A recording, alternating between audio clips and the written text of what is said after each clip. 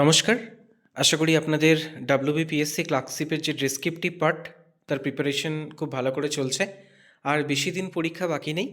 আর সেই জন্যই আমরা একটা মক টেস্ট সিরিজের এখানে আয়োজন করেছি এবং প্রত্যেকটা দিন আমরা এই মক টেস্ট সিরিজটা দেবো। মক টেস্ট সিরিজ যেটা আছে সেটাতে আপনাদের কি উপকার হবে না, এক তো 6টা রাইটিং আপনাদের প্র্যাকটিস হয়ে যাচ্ছে এখান থেকে এবং বিভিন্ন টপিকের ওপর যেহেতু রাইটিংগুলো থাকবে তাহলে সেক্ষেত্রে আপনাদের অনেকটা উপকার হবে। আপনারা প্রত্যেকেই খুব ভালো করে প্রিপারেশন নিচ্ছেন। এই মক টেস্ট সিরিজটার উদ্দেশ্য হচ্ছে আপনাদের যে প্রস্তুতি সেটাকে আরও এনহ্যান্স করা এবং আশা করি আপনাদের এই সিরিজটা সত্যিই খুব ভালো লাগবে। তো প্রথমেই আমরা মক টেস্টের যেটা মক টেস্ট রয়েছে সেটা আমার আগের ভিডিওতে রয়েছে, মক টেস্ট নাম্বার 3। ঠিক আছে, আপনারা মক টেস্টটা নিজেরা প্র্যাকটিস করবেন এবং তারপর এই যে অ্যান্সারটা রয়েছে সেটা আপনারা একটু মিলিয়ে নেবেন বা দেখে নেবেন এবং অবশ্যই আমাকেও সাজেশন দিতে পারেন যে কোনো জায়গা যদি ইমপ্রুভমেন্ট করা যায়, ঠিক আছে, সেটা আপনারা অবশ্যই কমেন্ট সেকশনে আমাকে জানাবেন। তাহলে আর দেরি না করে আমরা মক টেস্টের উত্তরটাই চলে যাচ্ছি। প্রথমেই যে রিপোর্ট রাইটিংটা দেওয়া হয়েছে, রিপোর্ট রাইটিংটা আমরা একটু ডিটেলে দেখি। একটা ইনসিডেন্ট বলা হয়েছে যে একটা ট্রেন অ্যাক্সিডেন্ট দিল্লি থেকে, যেটা পুরুষোত্তম এক্সপ্রেস, ঠিক আছে, সেটা কালিন্দী এক্সপ্রেসকে ধাক্কা মেরেছে। আচ্ছা, কোথায় হয়েছে না ফিরোজাবাদ, যেটা উত্তরাখণ্ডে অবস্থিত। কত টাইম দিয়েছে? আগস্ট 10 তারিখ 3টের সময়, বিকেল 3টে। 300 জন মারা গেছে এবং 500 জন ইনজিওর্ড হয়েছে এবং এটা নিয়ে একটা নিউজ পেপার রিপোর্ট রাইটিং লিখতে হবে। তাহলে রিপোর্ট রাইটিং এর আগেও আমরা বাকি আগে যে দুটো মক টেস্ট সেখানেও আলোচনা করেছি রিপোর্ট রাইটিংয়ের যে নিয়মগুলো। পরে আমি একটা ইন্ডিভিজুয়াল ভিডিও দিয়ে দেবো যে রিপোর্ট রাইটিংয়ে আমাদের কী কী রুলস মেনটেন করতে হবে, যদিও আপনারা এখান থেকে অনেকটা জেনে যাবেন। দেখুন, আপনাদের অধিকাংশ জিনিসটাই জানা, এগুলো আপনাদেরকে শুধু একটু এনহ্যান্স করে নেওয়া, ঠিক আছে? বেশ, তাহলে আমরা আমাদের রিপোর্ট রাইটিংয়ে প্রথমে আমরা কোন পার্টটা দেখব না, প্রথমে আমরা ঘটনার বর্ণনাটা দিয়ে দেবো যে এরকম ঘটনা হয়েছে। তারপরে আমাদের কী পার্ট থাকবে না, সেটা কি কারণে হয়েছে, রেস্কিউ কী করে করা হয়েছে যে কোনো দুর্ঘটনার ক্ষেত্রে যদি বলি, এবং সেখানকার কতজন মারা গেছে, সেখান থেকে কি কি বিষয় জানা গেছে, এবং তারপরে যে পার্টটা থাকে সেখানে ইনভেস্টিগেশন করা বা প্রধানমন্ত্রী শোক জ্ঞাপন করেছেন, আর্থিক সাহায্য দেওয়ার ব্যবস্থা করেছেন, এলাকাতে একটা শোকের ছায়া নেমে এসছে, এই ধরনের যে লাইনগুলো থাকে থার্ড পার্টটাতে থাকবে। আমরা 3টে পার্টে দেখব। প্রথম পার্টে আমাদের বর্ণনা থাকবে অল্প করে, দ্বিতীয় পার্টটাতে আমাদের ডিটেল একটা ডিসক্রিপশন থাকবে এবং 3 নম্বর যে পার্টটা, সেই পার্টটাতে আমাদের কি থাকছে না, আমাদের একটা মানে সেটার পরিপ্রেক্ষিতে কি রিয়াকশন, সেই জিনিসটা থাকবে। তাহলে চলুন রিপোর্ট রাইটিংটা আমরা দেখি। প্রথমে আমরা টাইটেল, রিপোর্টে আমাদের টাইটেল থাকবে। দেখুন, টাইটেল আমরা 3টে টাইটেল আমরা দিয়েছি। এর মধ্যে যেরকম খুশি আপনারা লিখতে পারেন, যেমন train collision near Firozabad, kill 300, injures 500, ঠিক আছে। Major rail mishap, leaves 300 dead, Firozabad train disaster shocks the nation. তাহলে এরকম যে কোনো একটা টাইটেল দিয়ে আপনারা প্রথমে রিপোর্টটা লিখলেন, ঠিক আছে। তাহলে রিপোর্টের টাইটেল হলো। এরপর আমার কি থাকবে কি না, বাই এ স্টাফ রিপোর্টার, ঠিক আছে, এটা আমাদেরকে লিখতেই হবে। বেশ, তাহলে আমাদের প্রথম লাইনটা দেখি কি বলছে। Firozabad, Uttarakhand, August 10, a major train accident took place near Firozabad on Sunday afternoon around 3 p.m. 3টের সময় একটা অ্যাক্সিডেন্ট হয়েছে। The Delhi bowed Purushottam express crushed into the Kalindi express leading to a terrible disaster. তাহলে আমার প্রথম পার্টটাতে আমার বর্ণনাটা দেওয়া হয়ে গেল যে এরকম করে দুর্ঘটনা হয়েছে। এখানে আপনারা ডেডের কথাটাও লিখতে পারেন যে 300 জন মারা গেছে, 500 জন ইনজিওর্ড হয়েছে, এই কথাটাও কিন্তু এখানে উল্লেখ করা যায়। এরপর আমাদের সেকেন্ড পার্টটা আসছি, যেখানে আমাদের ডিটেল ডিসক্রিপশন থাকবে। According to the railway officials, the Kalindi express has stopped on the track due to a signal problem when the Purushottam express came from behind and hit it with great force. তাহলে এই যে signal problem, এই যে stop হয়ে গেছে, এগুলোই তো দুর্ঘটনার কারণ। আপনারা এরকম কোনো একটা কারণ সেটা আপনারা দেখাতেই পারেন। বেশ, the impact cause several coaches both train to derail. অবশ্যই এরকম যখন একটা ঘটনা ঘটেছে সেখানে কিছু কামরা ডিরেল হয়ে যাবে, ওভারটার্ন হয়ে গেছে। আচ্ছা, rescue team, railway worker and local residents rush to the spot to help the victim. অবশ্যই, কারণ যে কোনো দুর্ঘটনা হলে প্রথমে লোকাল রেসিডেন্ট আগে ছুটে আসবে। তাহলে আমরা এদের নামগুলো আমরা লিখে দিলাম যে রেস্কিউ টিম, রেলওয়ে ওয়ার্কার এবং লোকাল রেসিডেন্ট, তারা কিন্তু ছুটে এলো। So far around 300 people have lost their lives and nearly 500 other people have been seriously injured. তাহলে 300 জন মারা গেছেন এবং 500 জনের ওপরে কিন্তু সিরিয়াসলি ইনজিওর্ড হয়েছেন। The injured passenger were taken to nearby hospital. ঠিক আছে, তাহলে দেখুন এই জায়গাগুলো কিন্তু অনেকটা একই রকম আমাদের লেখা হবে যে কোনো দুর্ঘটনার ক্ষেত্রে, তাই তো? যে রেস্কিউ টিম এসে সাধারণ মানে এলাকার পার্শ্ববর্তী এলাকার মানুষরা ছুটে এসে তাদেরকে সাহায্য করেছেন এবং তাদেরকে হসপিটালে ভর্তি করা হয়েছে, তাদের মধ্যে কয়েকজনের অবস্থা একটু ক্রিটিক্যাল রয়েছে, এই ধরনের বিষয়টা কিন্তু আমরা লিখব। তার মানে আমাদের দুর্ঘটনা যে লেটারগুলো রিপোর্ট যেটা থাকছে সেটার ফরম্যাটটা কিন্তু অনেকটা একই রকমই হচ্ছে। বেশ, তাহলে এই পার্টটা গেল। এরপর আমাদের থার্ড যে পার্টটা সেটা আমরা দেখব কি বলছে। The railway authorities have ordered an inquiry into the cause of the accident. অবশ্যই এইটার কেন এরকম হলো, কেন সিগন্যালিংয়ের এরকম প্রবলেম হলো, এতগুলো মানুষের জীবন চলে গেল, তাই না? তাহলে এটা রেলের নিরাপত্তা, দেশের নিরাপত্তা, সব দিক থেকে একটা এফেক্ট। তার মানে তার জন্য একটা এনকোয়ারি কমিশন বসলো। The prime minister express deep সরো ওভার দ্য ট্র্যাজিক ইনসিডেন্ট, তাই তো? তাহলে অবশ্যই প্রাইম মিনিস্টার কিন্তু সেখানে তার দুঃখজনক এই দুঃখ প্রকাশ করেছেন এবং ফ্যামিলির যারা ভিকটিম হয়েছে তাদের প্রতি তিনি দুঃখ প্রকাশ করেছেন। এই লাইনটা আমরা এখানে লিখলাম। এবং অবশ্যই এই দুর্ঘটনার জন্য ফিনান্সিয়াল একটা অ্যাসিস্ট্যান্ট দরকার এবং তিনি ফিনান্সিয়াল অ্যাসিস্ট্যান্টের ব্যবস্থা করবেন বলেছেন এবং প্রত্যেকটা এফেক্টেড মানুষকে তিনি সাহায্য করবেন এবং এই ধরনের ঘটনা যেন পরবর্তীকালে কখনো না ঘটে সেই দিকটাতেও তিনি নজর রাখবেন বলেছেন। অবশ্যই এই বিষয়গুলো থাকবে। তার মানে দেখুন আমাদের যেটা থার্ড পার্ট থাকছে, যে কোনো দুর্ঘটনার ক্ষেত্রে কিন্তু আমরা এরকম করে লিখতে পারি। যদি একটা খুব লোকাল দুর্ঘটনা হয়, হয়তো কয়েকজন হয়তো সেখানে ইনজিওর্ড হয়েছে, তাহলে সেখানে কিন্তু প্রধানমন্ত্রী শোক জ্ঞাপন করছেন না, কারণ সেটা একটা এলাকাভিত্তিক ঘটনা। কিন্তু যখন একটা ন্যাশনাল লেভেলের একটা ডিজাস্টার হবে সেখানে কিন্তু আমরা প্রধানমন্ত্রীর বক্তব্য লিখতে পারি, প্রধানমন্ত্রী সেখানে দুঃখ প্রকাশ করেছেন লিখতে পারি। তাহলে এইভাবে আমরা কিন্তু রাইটিংটা অ্যারেঞ্জ করব। আপনারা কিভাবে লিখেছেন সেটাও কিন্তু আমাকে অবশ্যই পাঠাবেন লিখে, বা এই রাইটিংটাতেও যদি মনে হয় যে এই জায়গাটা আরেকটু ইমপ্রুভ করা যেত সেই সাজেশনটাও কিন্তু আমাকে দেবেন। ঠিক আছে, তাহলে আমাদের প্রথম যে পার্ট রিপোর্ট রাইটিং সেটা আমরা দেখলাম। এরপর আমি চলে আসছি প্রেসি। দেখি প্রেসিটা পড়ে কি বলছে।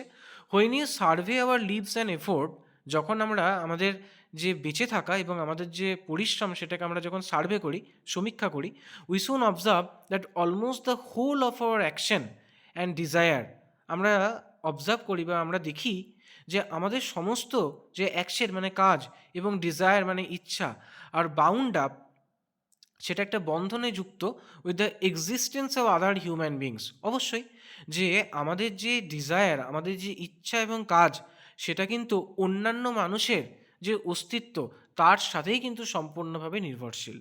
You notice that whole nature resemble that of the social animal, তাই তো?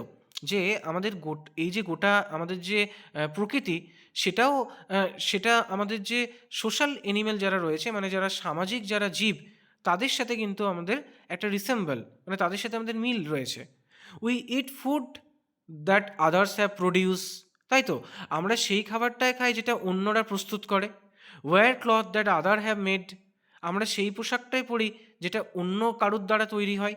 Leave in house that others have build, এবং ঘরটাও আমরা কিন্তু যে ঘরে আমরা থাকি সেই ঘরটাও কিন্তু অন্য কারুর দ্বারা তৈরি। The greater part of our knowledge and believe, আমাদের যে বিশ্বাস এবং আমাদের যে জ্ঞান তার অনেকটা অংশ has been passed on to us by the other people, যেটা আমাদের মধ্যে আসে অন্যান্য মানুষের দ্বারা, through the medium of a language, একটা মিডিয়াম অফ দ্য ল্যাঙ্গুয়েজ মানে একটা ভাষার মাধ্যমে বা একটা জ্ঞানের মাধ্যমে, হুইচ আদার হ্যাভ ক্রিয়েটেড, যেটা অন্য কেউ তৈরি করেছে। অবশ্যই আমরা এই যে মাতৃভাষার মাধ্যমে শিক্ষা যে লাভ করছি, সেটাও তো কারোর মাধ্যমে শিখেছি। এই যে আমরা ইংলিশটা পড়ছি সেটাও তো আমাদের কোনো শিক্ষক বা আমাদের ঘরে বাড়ির যে মানুষরা তাদের কাছ থেকেই শেখা। Without language and mental capacities we would have been poor indeed comparable to the higher animal, তাই না? যে ল্যাঙ্গুয়েজ এবং ভাষা এবং আমাদের মেন্টাল যে ক্যাপাসিটি, আমাদের যে মস্তিষ্কের যে ধারণ ক্ষমতা, ঠিক আছে, we have been poor indeed comparable to the higher animal.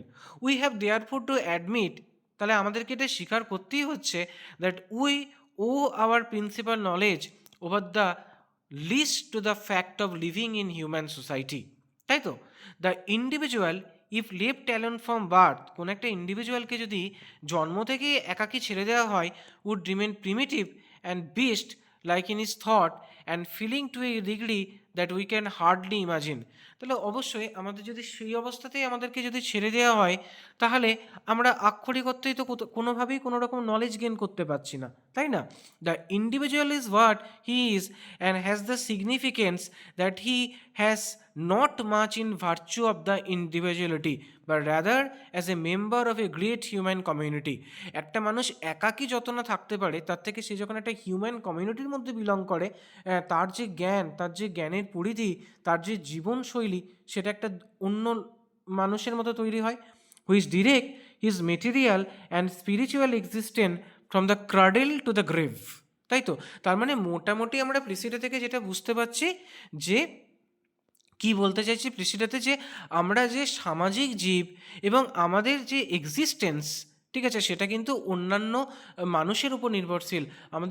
আমরা মানুষ যে সামাজিক জীব, অর্থাৎ সামাজিক যখন আমরা হব, তখন কিন্তু আমাদের মধ্যে একটা ডিপেন্ডেন্সি থাকবে প্রত্যেকটা মানুষের মধ্যে এবং এই ডিপেন্ডেন্সিটাই কিন্তু আমাদেরকে একটা সুন্দর যেমন সোসাইটি গড়ে তোলে, ঠিক তেমনি আমাদের মেন্টালি হোক, আমাদের নলেজ হোক, সেটাকে কিন্তু অনেকটা এনহ্যান্স করে, সেটাকে আমাদের কিন্তু অনেকটা বৃদ্ধি করে, তাই তো? তাহলে এই হচ্ছে মোটামুটি প্রিসিটার অর্থ, এবং এই প্রিসিটাকে এরপর আমরা আস্তে আস্তে সলভ করি।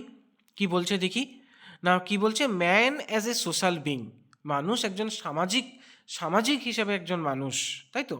বেশ, তাহলে হিউম্যান লাইফ অ্যান্ড অ্যাকশন, মানুষের জীবন এবং মানুষের যে কাজ, ডিপেন্ড লার্জলি অন আদার্স, অন্যের উপর নির্ভর করে। We eat food others grow, আমরা সেই খাবারটাই খাই যেটা অন্যরা তৈরি করছে। ওয়্যার ক্লথস আদার্স মেক, আমরা সেই পোশাক পরছি যেটা অন্যরা বানাচ্ছে। Live in house others build, এবং সেই ঘরেই থাকছি যেটা অন্য কেউ তৈরি করছে। Our knowledge and language also come from the society, আমাদের এই যে জ্ঞান এবং যে ভাষা, সেটাও কিন্তু আমাদের সমাজ থেকে আসা। উইদাউট হিউম্যান কন্ট্যাক্ট, মানুষের উপস্থিতি ছাড়া one will remain ignorant and animal like, একটা মানুষ একটা জন্তুর মতো থাকবে, তাই না? A person growth থ্রুট and values exist, একটা মানুষের যে গড়ে ওঠা এবং তার যে ভ্যালু, সেটা এক্সিস্ট করে কেন না, because of the living in human society, একটা সোসাইটিতে থাকার জন্যই কিন্তু সেটা এক্সিস্ট করে। হুইচ গাইডেড লাইফ, যেটা তাদের একটা জীবনটাকে গাইড করে, from the birth to the death, তাই তো? তাদের জন্ম থেকে মৃত্যু পর্যন্ত।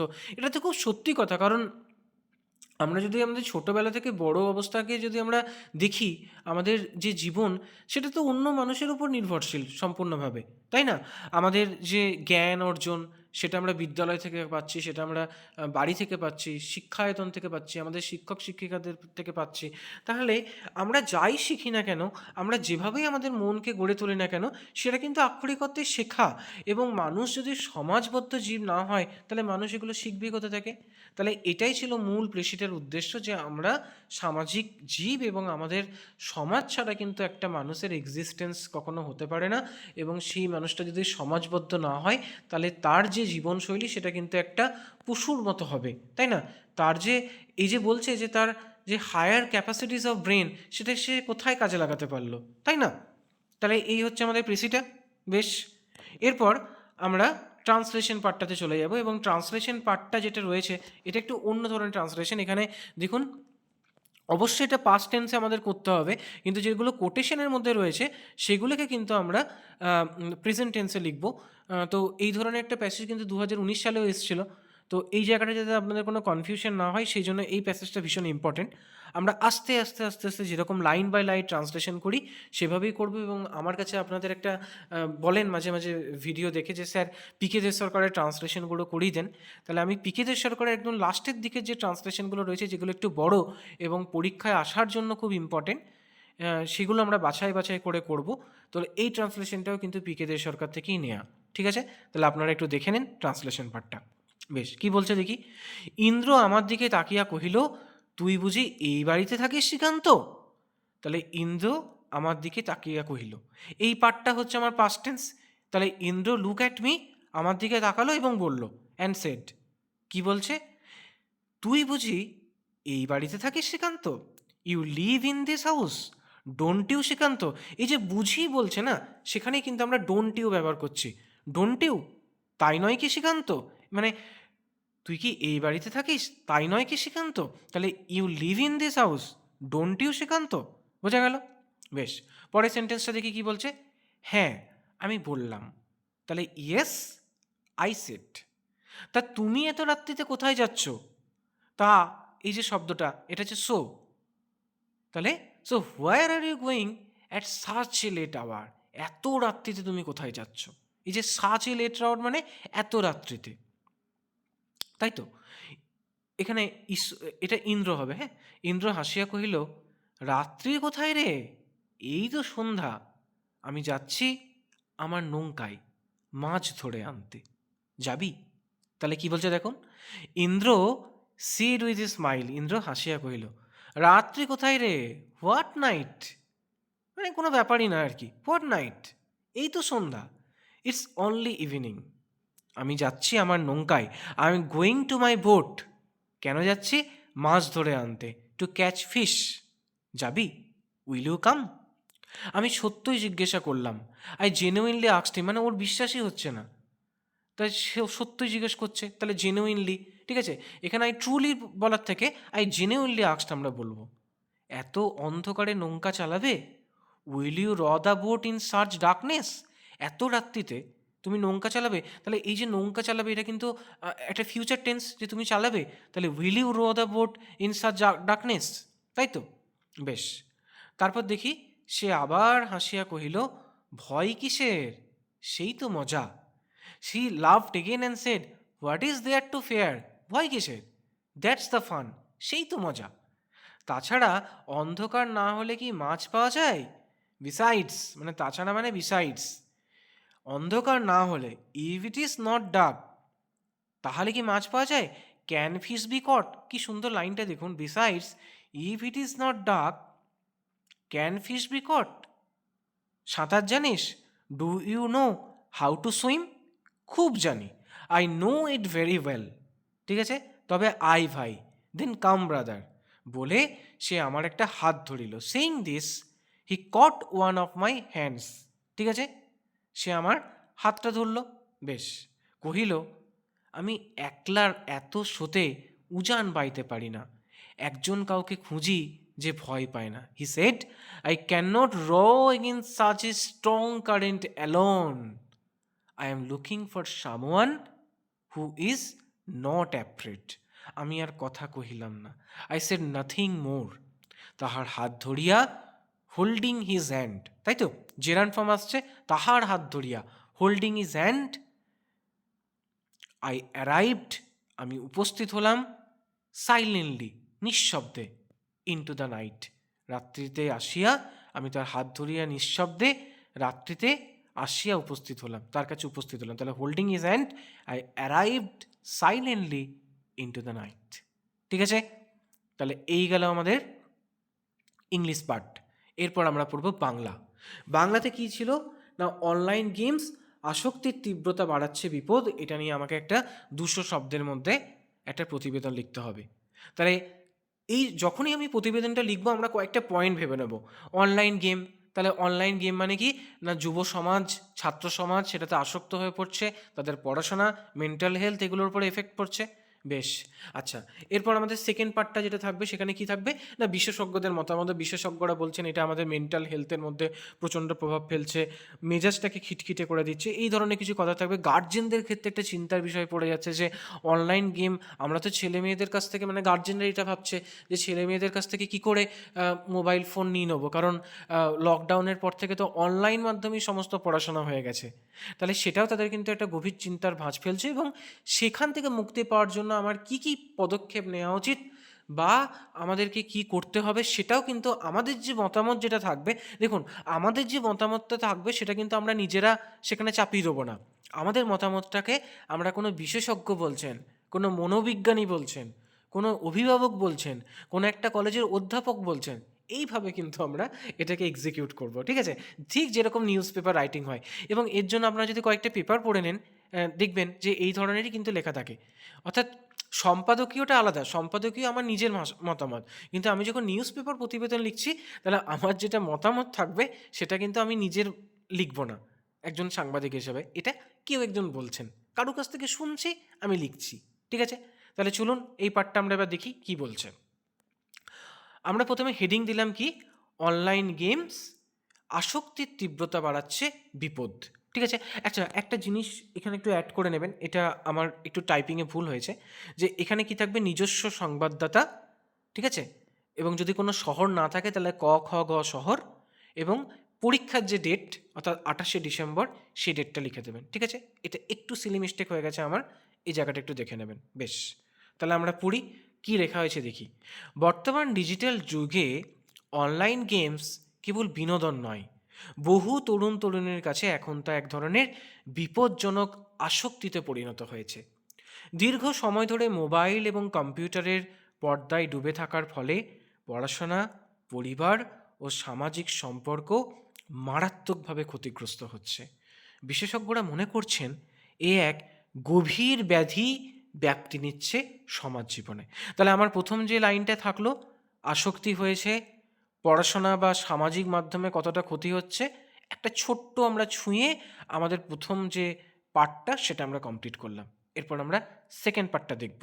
ঠিক আছে, সেকেন্ড পার্ট কি বলছে দেখুন। মনোরোগ বিশেষজ্ঞদের মতে অতিরিক্ত গেম খেলার ফলে অনিদ্রা, মাথা ব্যথা, উত্তেজনা, একাগ্রতার ঘাটতি, বিষণ্ণতার মতো সমস্যার উদ্ভব হতে পারে।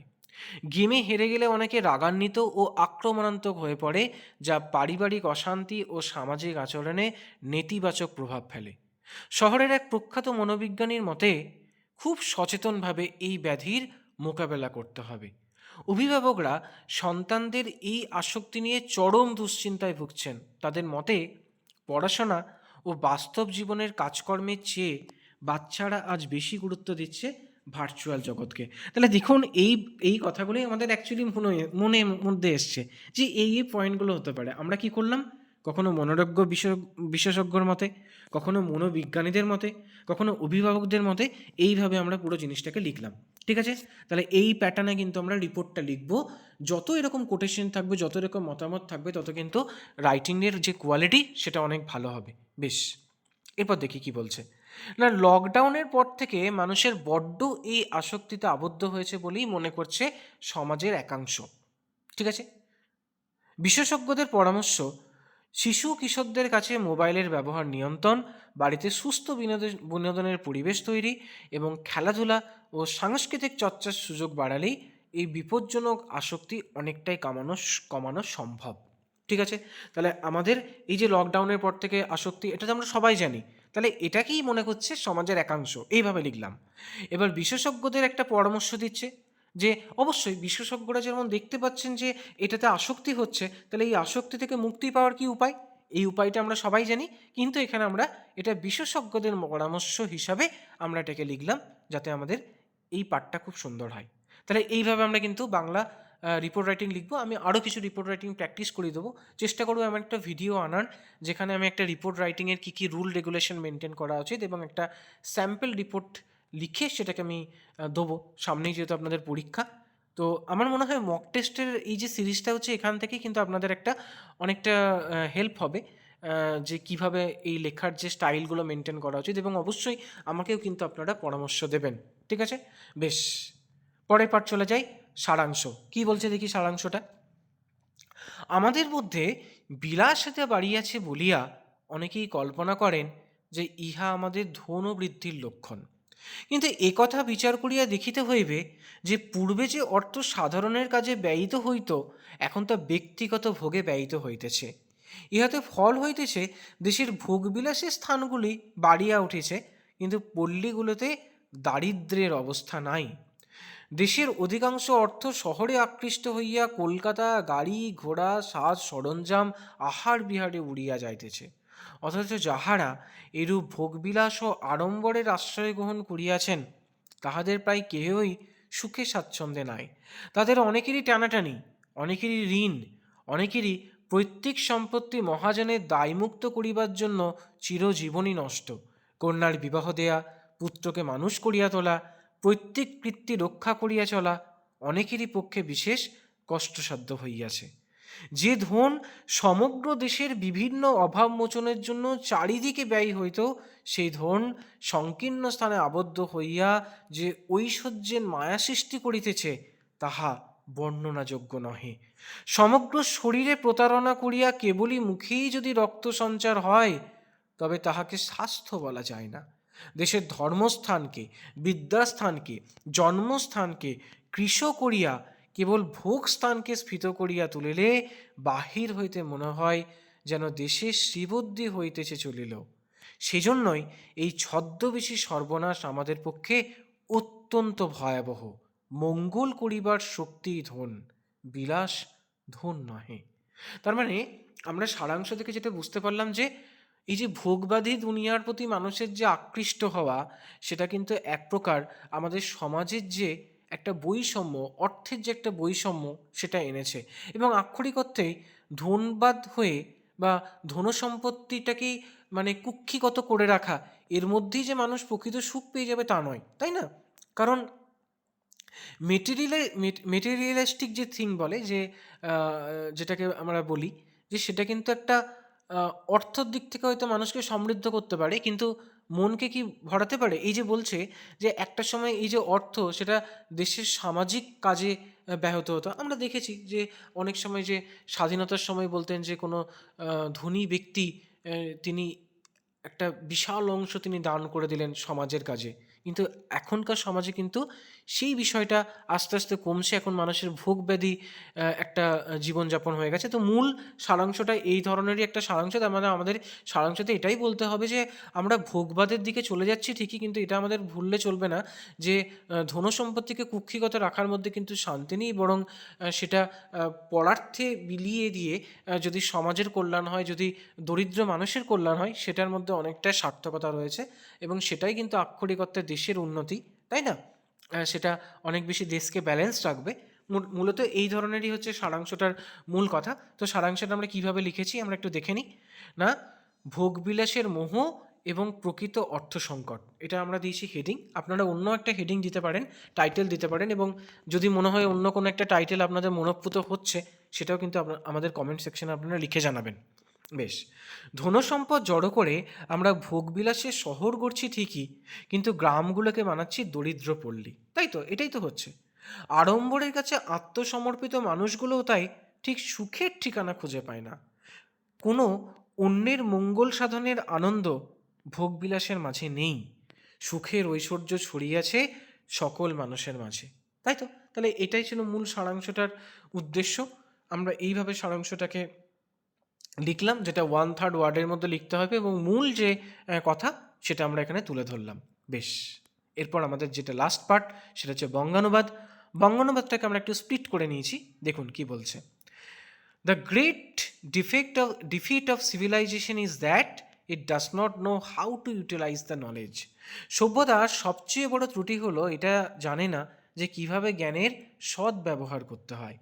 Science and givens unlimited power, but we are wasting it. বিজ্ঞান আমাদের অসীম ক্ষমতা দিয়েছে, কিন্তু আমরা তার অপব্যয় করছি। ফর এক্সাম্পল, উদাহরণস্বরূপ, we can say about machinery, আমরা যন্ত্র কৌশলের কথা বলতে পারি। Machine were invented to serve people, মানুষের সেবা করার জন্যই যন্ত্র উদ্ভাবন করেছে। But now people have become so much dependent, কিন্তু মানুষ এখন এই যন্ত্রের ওপর এতটাই নির্ভরশীল that it has become the master of them now, যে যন্ত্রই মানুষের প্রভু হয়ে দাঁড়িয়েছে। Now we can not work even play without the help of machine, এখন আমরা যন্ত্রের সাহায্য ছাড়া কোনো কাজই করতে পারি না। Now it has become must for the people to take care of the machinery, এখন যন্ত্রের দেখাশোনা করাই মানুষের ক্ষেত্রে আবশ্যক হয়ে দাঁড়িয়েছে। ঠিক আছে, এই যে বলছে নাও we can not work even play without the help of the machine, এখন আমরা যন্ত্রের সাহায্য ছাড়া কোনো কাজ করতে পারি না, এমনকি খেলাধুলাও করতে পারি না। ঠিক আছে, তাহলে যন্ত্রের আমরা দাস হয়ে যাচ্ছি, এরকম হচ্ছে ট্রান্সলেশনটা আমরা প্রথমে ইংলিশটা পড়ে নেব এবং আমরা এটাকে নিজের মতো করে বাংলা ভাষায় সেটাকে অনুবাদ করব। ঠিক আছে, তাহলে এই ছিল আজকের mock test series number 3 mock টেস্টের। আমরা প্রথমে মক টেস্টটা দিয়েছি, আপনারা আশা করি ওটা প্র্যাকটিস করে নেবেন এবং তারপর এই অ্যান্সারটা দেখে নেবেন অবশ্যই। এবং এই অ্যান্সারটা দেখে যদি মনে হয় যে স্যার যদি কোনো জায়গাটা ইনক্লুড করতে হচ্ছে, কোনো জায়গাটাতে মনে হচ্ছে চেঞ্জ করতে হবে, তাহলে অবশ্যই সেটা কিন্তু আমাকে কমেন্ট সেকশানে জানাবেন। এবং মূল গোটা ভিডিওটা আপনাদের কেমন লাগলো সেই সম্বন্ধে কিন্তু আমাকেও অবশ্যই অবগত করবেন। কোন কোন জায়গাগুলো ইমপ্রুভ করতে হবে, কোন জায়গাগুলো অ্যাড করলে আপনাদের এই সামনে পরীক্ষাটা ভালো হয়। কারণ আমার মূল উদ্দেশ্যটাই কিন্তু হচ্ছে আপনাদের এই পরীক্ষাটা যাতে খুব ভালো করে আপনারা দিতে পারেন এবং আপনাদের প্রস্তুতি পর্বটাকে আরও সুন্দর করে এগিয়ে নিয়ে যাওয়া, এটাই আমার ভিডিও করার মূল উদ্দেশ্য। আপনারা প্রত্যেকে খুব ভালো করে প্রিপারেশন নিন। আর হয়তো কয়েকটা দিন বাকি আছে, আমি আমার এই মক টেস্ট সিরিজ এবং অন্যান্য যে সমস্ত ক্লার্কশিপ রিলেটেড যে পার্টগুলো রয়েছে সেগুলো নিয়ে আমি বিস্তারিত আলোচনা করব। সবাই খুব ভালো করে প্রিপারেশন নিন। Wish you all the best. অনেক অনেক ধন্যবাদ আপনাদের প্রত্যেককে।